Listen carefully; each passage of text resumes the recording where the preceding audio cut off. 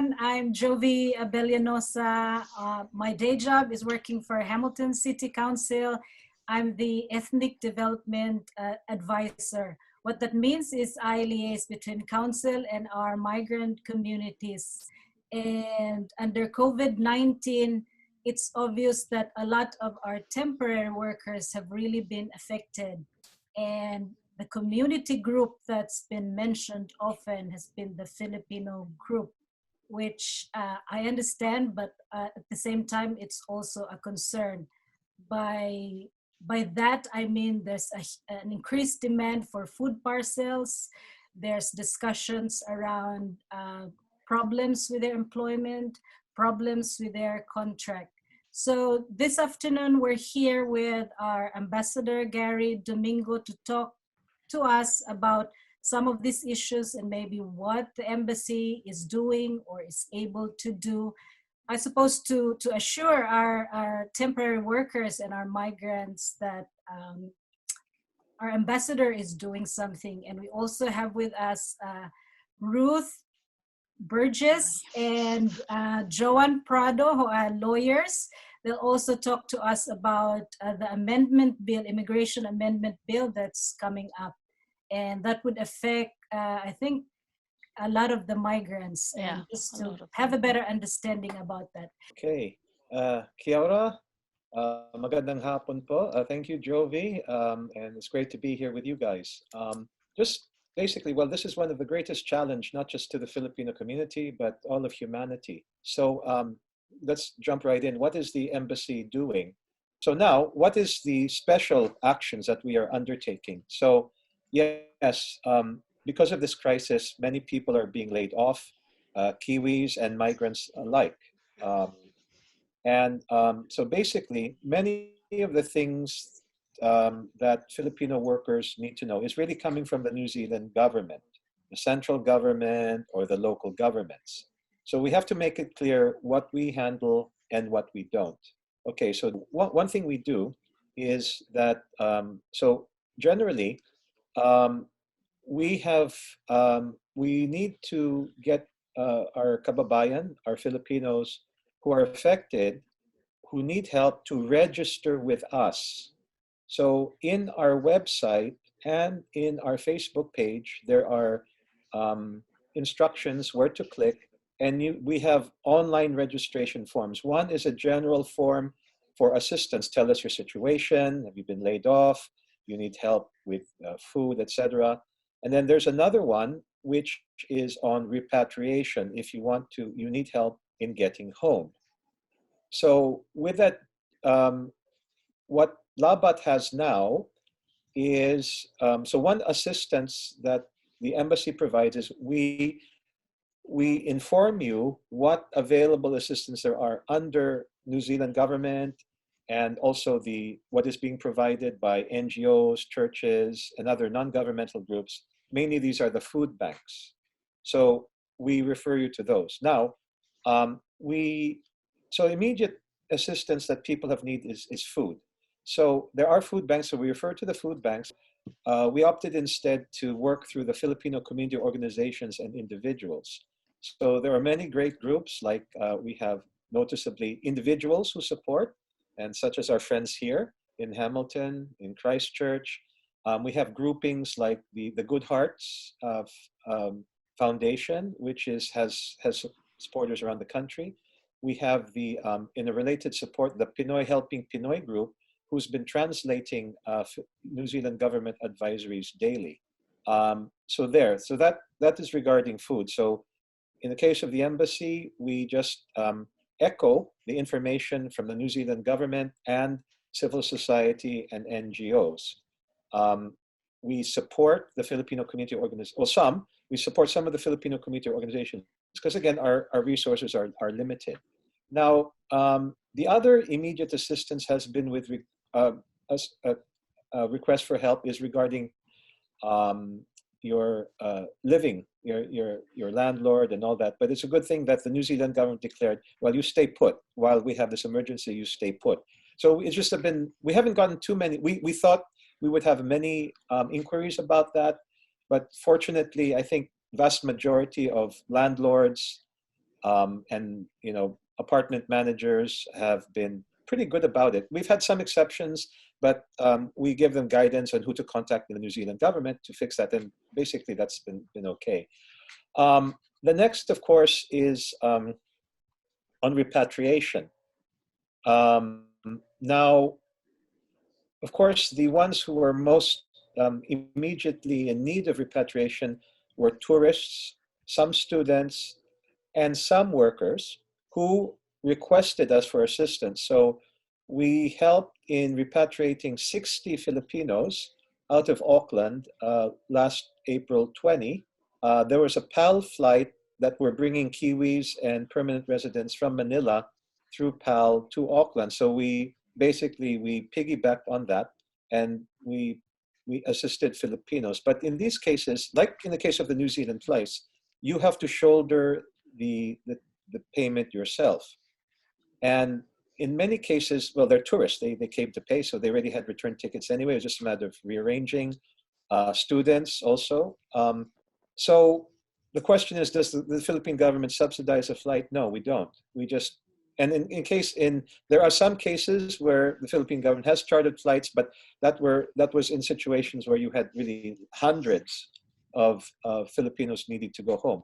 The case in New Zealand is also a bit different in that there still seems to be a window for people laid off to find work. And again, I'm glad this is the heart of our discussion.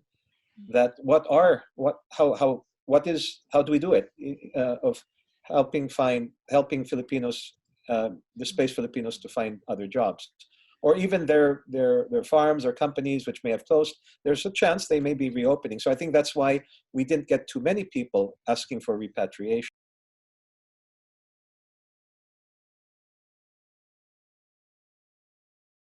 Only strictly by appointment. So anytime now, we will have the appointment booking available in our website for passporting and the statutory, legal services, but not yet NBI clearance because NBI hasn't reopened in the Philippines. While the embassy is open, we'll be reopening. Our hours are limited, so kindly check our advisory on that and the details on how to book an appointment. So some of you may have booked earlier before the COVID crisis. We will be sending an email saying that basically you have to rebook. Sorry about that. So you have to come to Wellington, but what we will do to compensate for that is we will open up every other Sunday for the time. So just to summarize, there were 4 or 5 points that you raised that the embassy does general assistance and the repatriation that has been done, and informing of just general information. And I've seen that a lot. You've posted a lot. You've been very active on Facebook. That's actually been very useful, and we have shared those information. You've also talked about the reopening of DFA with some limitations, and just reminding people that budget has been slashed. So also you will no longer do, for the meanwhile, you will no longer do mobile consular services. Part of the government's overall assistance from the Department of Labor and Employment DOLE is ACAP, the emergency assistance, a one-time payment of $200. And basically, there's another registration for that, but it's essentially that there are strict terms and conditions that you have to have been really laid off and you have not really been offered other assistance. So a thing that Labat can also explain further is that wage subsidy. We look at it as a kind of assistance because actually other countries are not offering it, but ultimately that is a kind of assistance. But again, ang daming tanong, why is there so many questions? Is because we want to make sure, actually, don't look at this negative, look at it positively. Because if you give us more details about the situation, the greater chances that you can be approved. Mm. So it's a hassle, but again, it's part of the regulations which Manila has outlined. Now I'll move on now to the bigger political landscape. Is that the Deputy Prime Minister had said, well, if you do not have a legal basis for long-term stay, you better go home. Now, some have reacted to that, but I think it's a fair statement. But if we look carefully what I said, if you do not have a legal long-term reason. So it's actually saying, well, if you find a way to stay legally, then we can stay. So this is really, I think this is a positive development, and said, oh, well, yeah, boom. He never said that. In fairness, he never said that. But we have to work together to maximize those opportunities, that information. In fact, you've seen many employers saying, hey, well, if people are willing to take on other jobs, like with fruit harvesting, whatever, or now one place, and actually which has been really specified, which has really been hit hard, is the hospitality industry. Because at least dairy, construction, that seems to be much more resilient.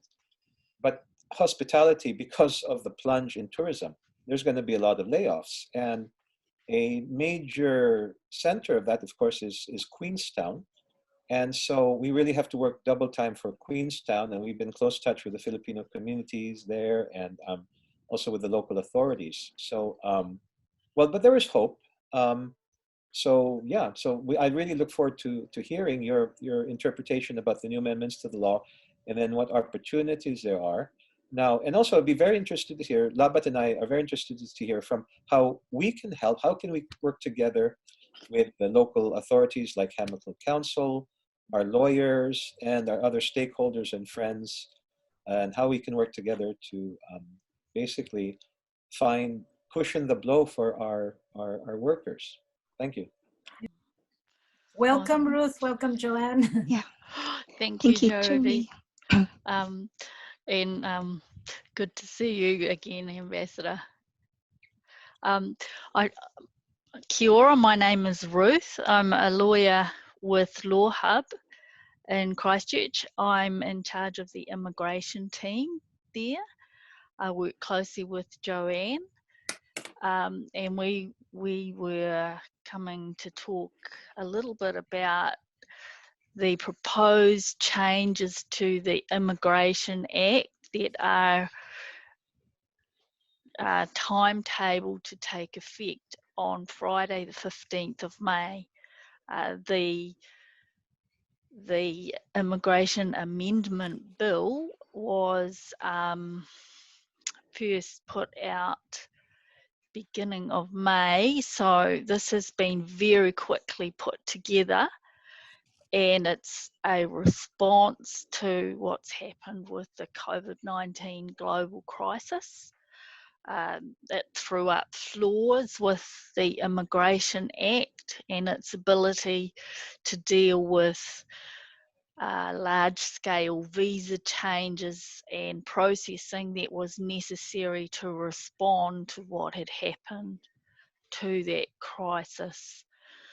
So we've been involved as a law firm with making submissions on the law changes through industry groups, and I actually spent the other day watching the select committee as submissions were made, which was very interesting because the changes are very broad and wide sweeping, and the effect that it's going to have on visa holders will be very marked. There will be a large change because the law itself, the new law, is proposing to give the Minister of Immigration powers to make decisions for categories of visa. So not just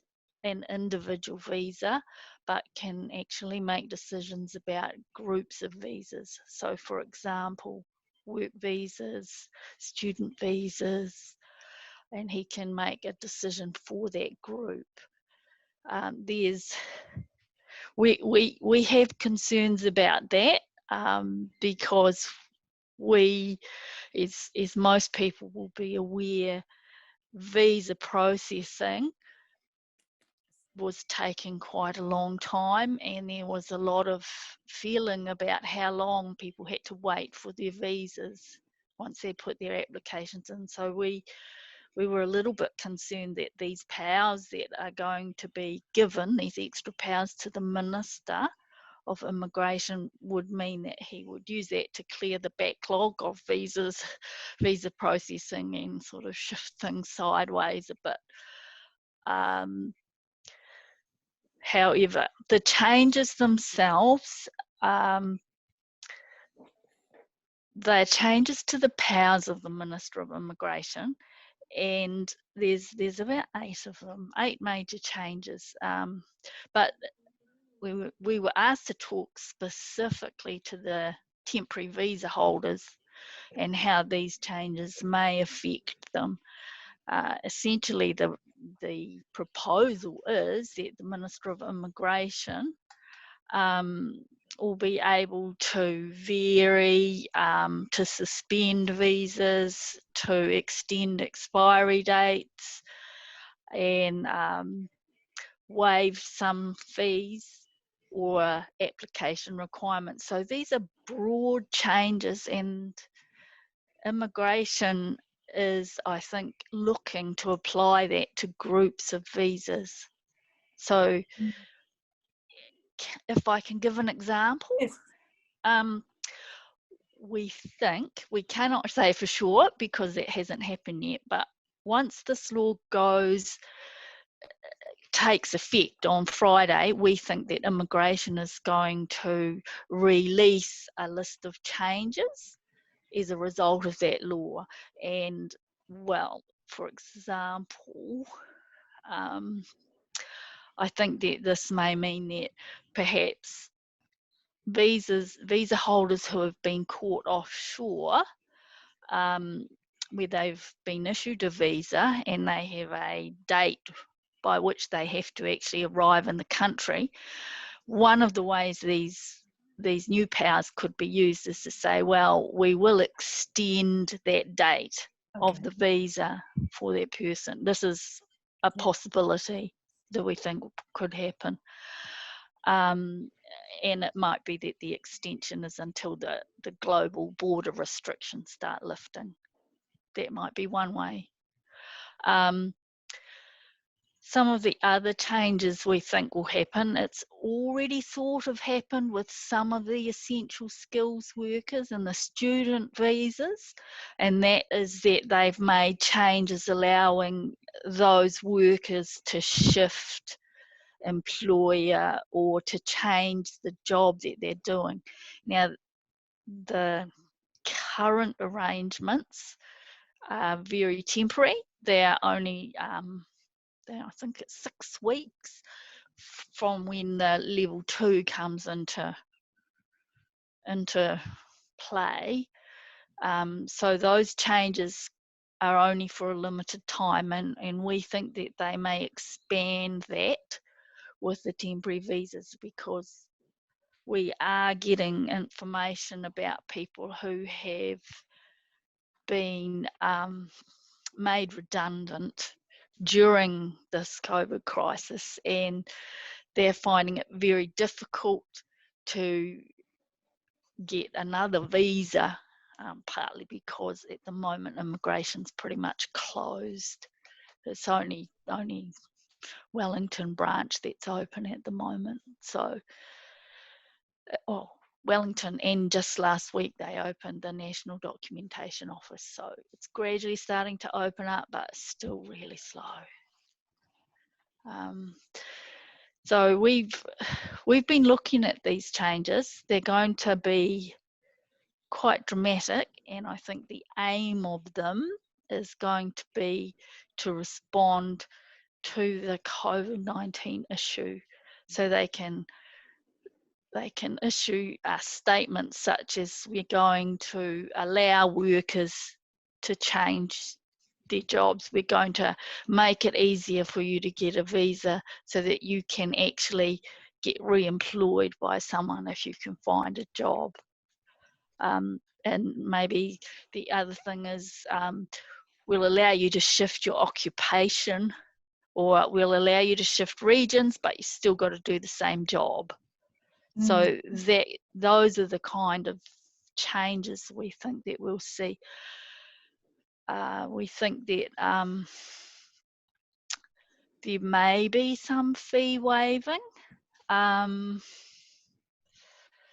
it will be limited, and time frames extended for residence visas, maybe if they're offshore, to get back to New Zealand. There may be some, like, because there are offices closed where people get their police certificates issued from, where they get their medicals done in other countries, there may be an allowance for that, so that those are time frames are extended, or there's a discretion there, so that immigration officers, while they may still require the police certificates, they may not, they'll make an allowance for closures and lockdowns in different countries. So those are the sort of things we're thinking this is going to come out on the 15th. I have a specific question, because this was also asked to me. One of the critical things that people need for their visa renewals and so on is the so-called police clearance. Yes. And if it's coming from the Philippine side, it's from our agency called the NBI, National Bureau of Investigation. But the problem is it's still closed. Yes. Now, will it be of help if, when people request that, if I make a letter, briefly saying, well, yes, the said person who has requested this, but the Philippine government is not, well, the NBI, which is our recognized police authority, is not yet open. And so, yeah, something like that. Is that better than nothing, or would it be helpful? Yes, that would be helpful. I think immigration officials, the ones that we've been talking with, they're very aware that the things like the police clearances, they're not going to be able to be processed because everything's shut. Right. They're aware of that, and we've been told that individual officers' discretion is going to come into play a lot with the applications coming through with COVID. So if there's a letter from yourself as part of the application stating that the office is closed till whenever it's closed, and it's not possible to get it, then I think that will mean they can start the processing, but I do not think for 1 minute that they will completely say, oh, don't bother about police certificates. They won't ever say that, but they will make allowances for the fact that in different countries there'll be lockdowns and there'll be no processing. Yeah, hello. Good afternoon. So magandang hapon po sa inyong lahat. I'm Joan Prado, and I also work for Lawhub. So basically, ang role ko ngayon is, I've put myself forward to say to those, people na mas comfortable sila in speaking in Tagalog, na meron po kayong makakausap na Pilipino. So kung meron kayong any issues regarding your employment or your visas, pwede po kayong lumapit and pwede po tayong mag-usap in Tagalog.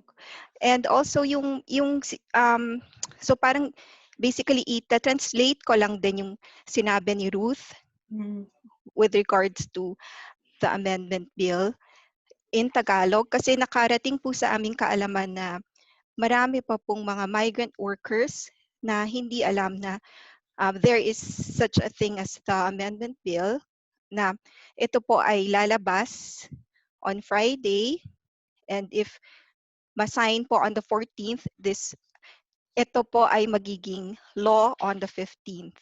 So wala pa po talagang definite wala tayong masasabing any changes pa. So ang bill na to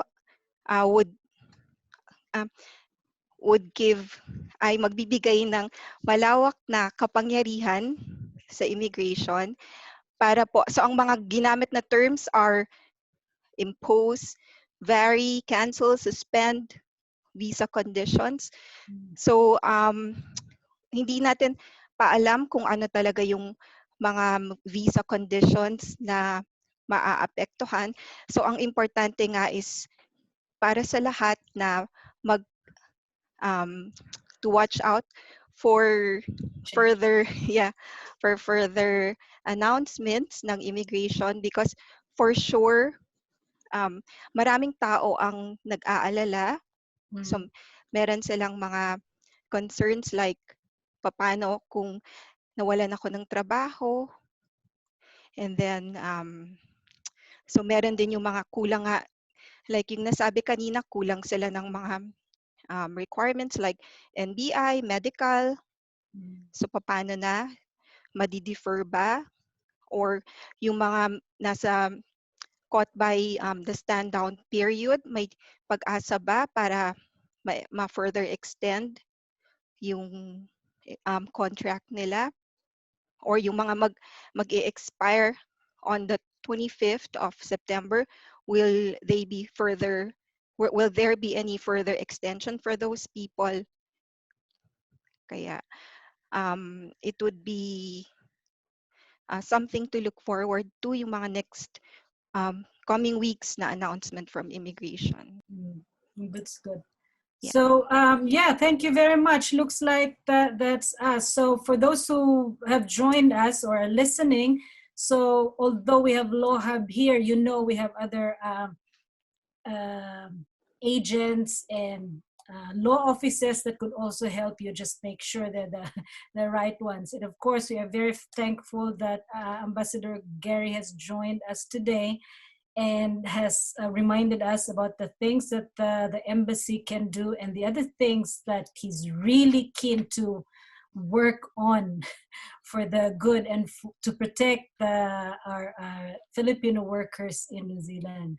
We'd also like to thank WorkHub, of course, for hosting this discussion. Watch out for more sessions. It looks like there's more topics to be discussed. And if you want any other topic, just contact us.